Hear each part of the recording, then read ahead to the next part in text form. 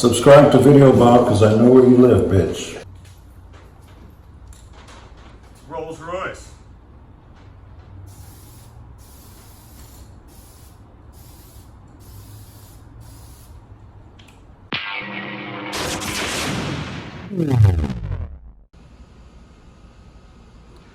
Man, I can't get anything to just go right with this car. Rant time. So, the tires come apart when we did the little video. Now, the tires were a little old, whatever. I had no problem with that, so I buy new tires. I go to TireRack.com. I purchased 4 Goodyear NCT tires. Now, they were something like $650 a piece on special or whatever. They charged me for 4 tires. I get a notification for shipping of 2 tires. And I asked for the tires to be shipped to the local NTB here in Cedar Hill, Texas, National Tire and Battery. They received the 2 tires. I contact Tire Rack. I go, I paid for 4 tires. Why do I have 2? They says, we're going to issue you a refund for 2 tires. I go, no, I need 4. And they go, well, the other 2 tires are in our Savannah location in Georgia, and because of the storm, we can't ship them. And I said, well, you don't have another 2 of these tires anywhere? And he goes, well, we have some in Nevada. He says, okay, so I'm going to try to make this right for you. I'm going to ship you the other 2 tires you're missing from our Nevada location. I'm going to overnight them for you. Now, this was like last Wednesday, Thursday. So they were supposed to be there by Friday, and I was supposed to have the wheels back on by Friday. Well, here it is, Tuesday at about 5, and I just picked up the wheels. They finally got the wheels put together. We get them back to the shop, and I look at them, and these bumbling bunch of Three Stooges put the wrong tires on the wrong rims. See, the wheels on a Rolls Royce are staggered, okay? So basically you got larger wheels in the back and smaller ones in the front. And they put the wrong tires on the wrong rims. And I'm pretty sure they scratched one of the rims. I'm going to take a look at it.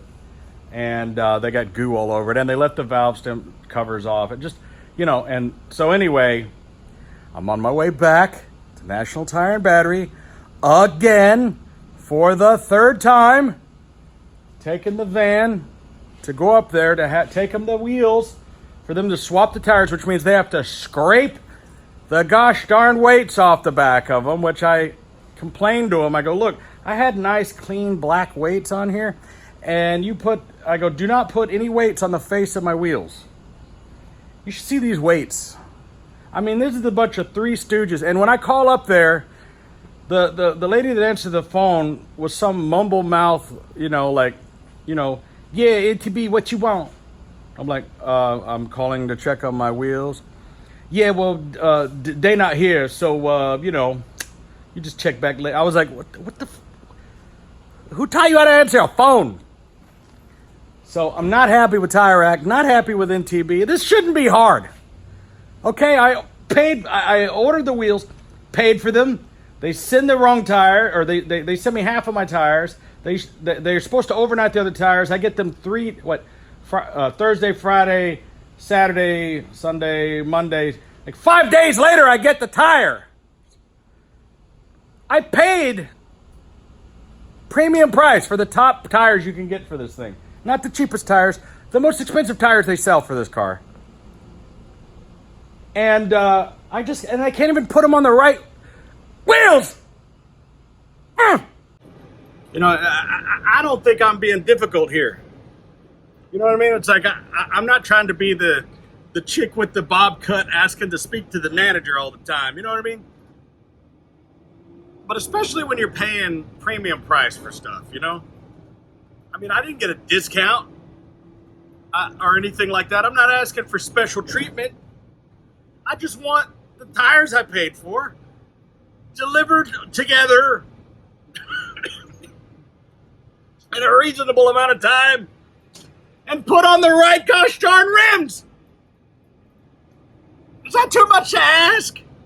That I have to drive back and forth to this place up and down the highway in my van, loading tires in and out of the building. You know, it's like, this costs money. I'm paying this guy money who works for me, load these tires, everything. You know, like this, it's cash out of my pocket. It's my time. It's valuable. And so people see me on here bitching about stuff sometimes, but sometimes they deserve it. You know? Ah!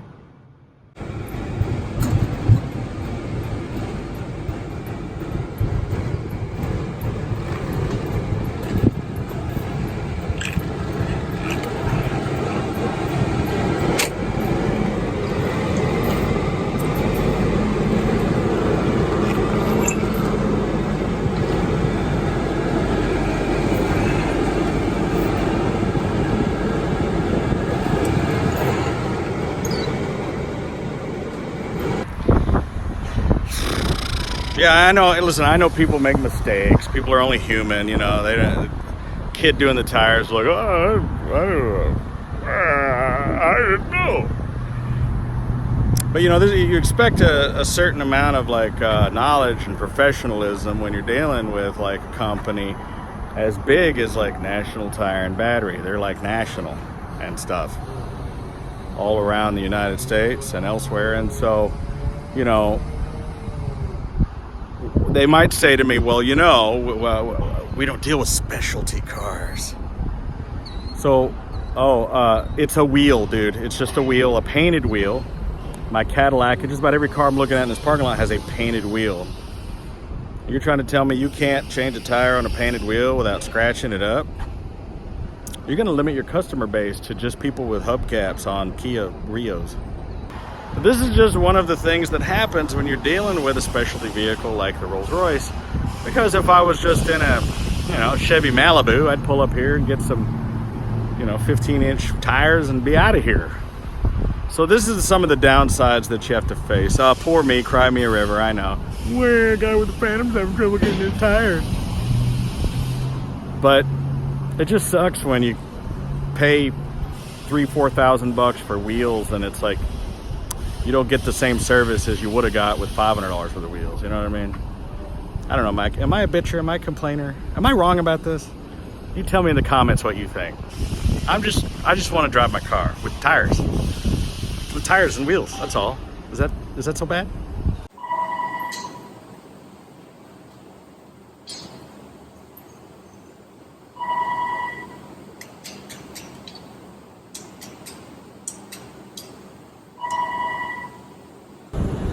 Yeah, so kid wants to know how much air to put in the tire.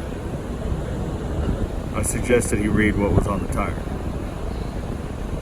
He put 35 pounds in it. Tire says 51.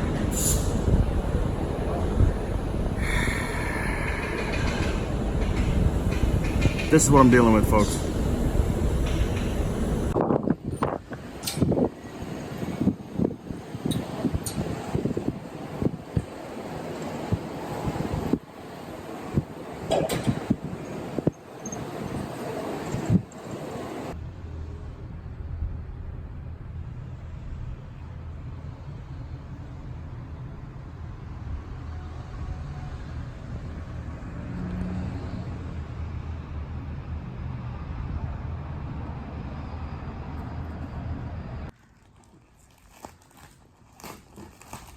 This is like trying to peel the panties off a fat girl. We've been pulling and tugging on this roof for a while now. It is really baked on there. The rest of the car has been de-vinylized. Really nice finish underneath. By the way, people keep asking me about those mannequins back there. So the story with these mannequins is I was in the movie Ghostbusters, the 2016 version with the girls called Answer the Call up in Boston. And when the movie wrapped, I made friends with, some of the prop guys, and they told me that they had donated most of the stuff from the film to the local Habitat for Humanity. And so I went up there and I just bought most of the stuff from the movie. I have tons of it all over the shop. These were some of the mannequins that when She opens the door, Patty opens the door and says, "A room full of nightmares," and then the mannequins start chasing her. These were some of the actual mannequins in that scene, and well, we just use them for mannequins when we need a mannequin for something. But I have tons of stuff all over the shop, just like right over there. That's a sign that was the subway sign they were standing under, and just stuff like that. I have movie props all over the place. A lot of the stuff just looks like junk, but a lot of it is from movies. So if you watch that Ghostbusters scene, you'll see me walking behind the Ghostbusters as they're walking into the theater, and then when they're catching the big green dragon, you'll see me in the front row wearing this same outfit. Some of the things that were hidden by the vinyl, it's like this bumper had been scuffed. Now, I don't know if it had been, I mean, obviously it's been repaired, but I mean, they didn't finish painting it. So it's nice and smooth. And also this door over here, this passenger door, I don't know if you can tell here, but yeah, there's a big repair that's been done on it. And it's been wet sanded and it's smooth, but it was never repainted. So that's gonna have to be dealt with. And so that, I had no idea that was there. And also both front fenders have damage from the oversized wheels that were on the car. The front fenders, for those of you that don't know on the Phantom, it's mostly made of aluminum. It's a unibody car, all made of aluminum framing. And then everything on the car is aluminum except for the front wings, as they're called, which are the front fenders. And they're made of a composite, maybe a fiberglass or composite material. And for some reason, the trunk, or the boot, for you English people, is made out of steel, and that was supposed to be for weight distribution and a few other reasons, which is odd because underneath this boot lid is the antennas for the GPS and the radio and a bunch of other things. So we're still removing the vinyl. This is the very last piece of vinyl off the top. Car's actually in pretty good condition. I mean, really, this paint is basically, if it wasn't for the repair jobs on here, it would be totally usable as it is. There is a dent that's up here. You can see right there. Probably I'm going to guess a tree branch or something fell off, because how else would that have gotten there? It's probably a branch or something fell on the tree, off the tree onto the car. But the hood is basically flawless. Not really, the bonnet rather. Not really any paint blemishes or dents on it. There might be a few tiny little dings on it. And considering that at one point I talked about how some fool jumped up on the hood and left footprints, and it's a pretty stout bracing. So I like the two-tone action that's going on here, and I'm really conflicted on what to do with the paint. You know, I still haven't decided whether or not I'm going to keep the silver and just put the black up on top. But I've resolved that no matter what's going to happen, and I do see a dent. I do see a dent right there. Let me see if I can get it on camera. Let's see, right there. You see it? Right there. Yep. Anyway, I want to put a black diamond tri-coat on the top, which is going to follow this hood line up the pillars and across the top. And that's going to happen no matter what. But so I may either keep the lower part silver and then keep the two-tone as well, or we'll do this pearl white with the black diamond top. So, and we finally got the last of that wrap off, just with the last bit of the door. Yeah, cool. Rolls Royce.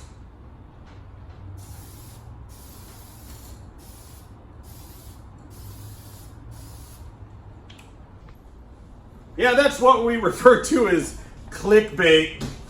All right, we're gonna peel this last piece of vinyl off just for the hell of it, because why not? I'm gonna keep this door, and we're gonna probably hang it on the wall. Hey, maybe I'll give it away.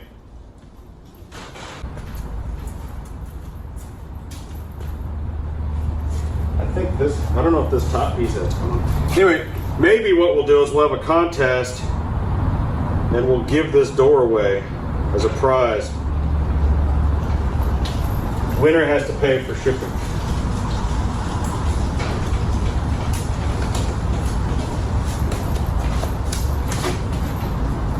You can help if you want. I'm trying to figure out, should we start from the bottom? I don't think it matters. Yeah, I guess not. The only thing that matters is the mirror and the door handle. Those are the only things that are, and the, latches and things. Now see, I can see they didn't go under the handle, they just wrapped around it.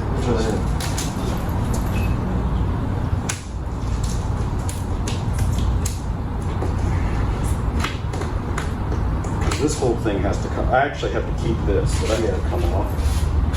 And I'm not sure how that's held on.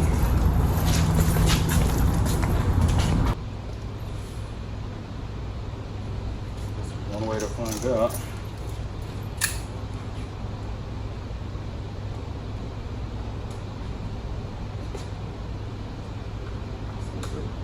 Try out this way. Might break my knife, but that thing has to come off of there because that didn't come with the new door. I just figure while I'm driving over to the paint shop, I don't want to be driving with the one white door and look like a dork. I look like a dork no matter what. I know that there's some weirdos out there that have some kind of fetish for this. There's like videos of people like peeling plastic. You know, like they get off when they remove the plastic, the protective cover on like a screen. It's like, you know, like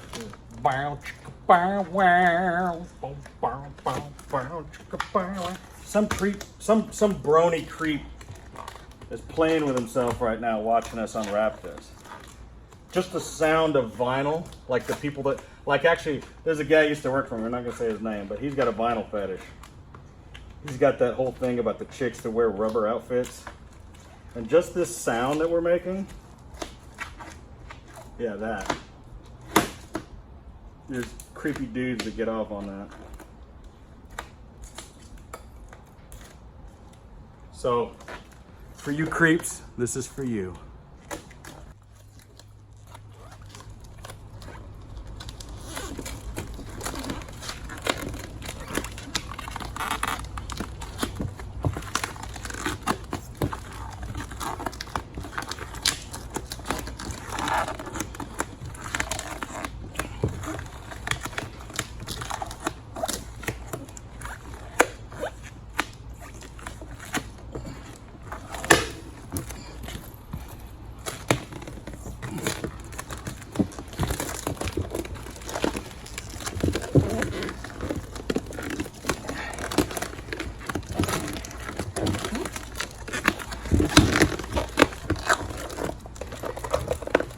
This might be easier if we close the door. Oh yeah.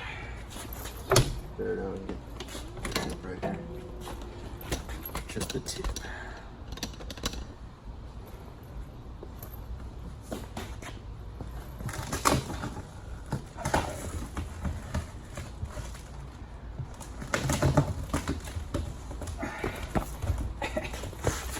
This might almost pull the dent back out.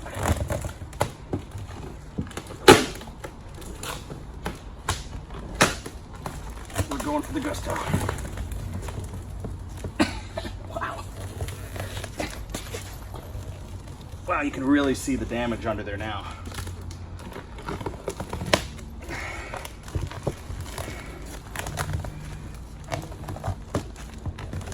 The dent's really pronounced in silver.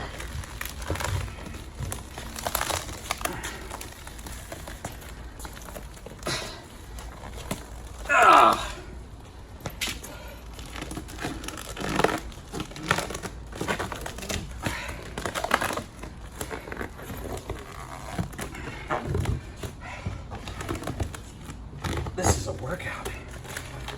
I'm gonna start like a new trend, you know. Forget Peloton. Unwrap a vinyl car. You'll lose weight. Whew.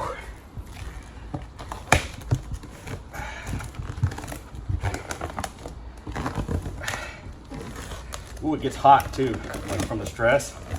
It creates exothermic reaction from being pulled. That's interesting. Like it's super hot when you pull it like that. Ooh, I bet you guys like that, don't you? It's super hot.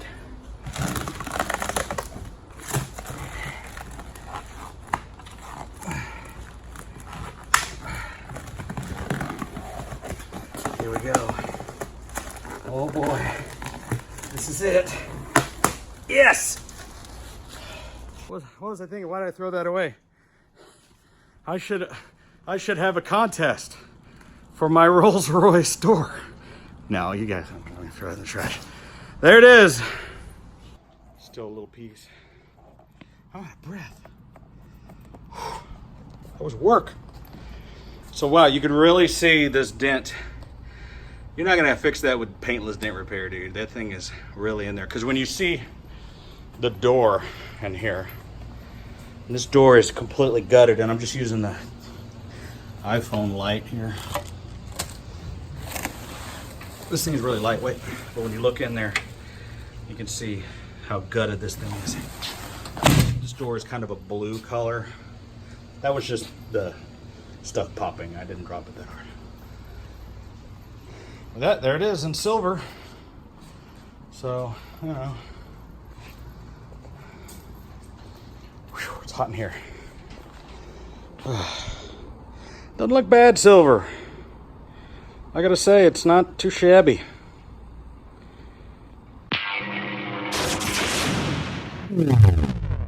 Subscribe to Videobob because I know where you live, bitch.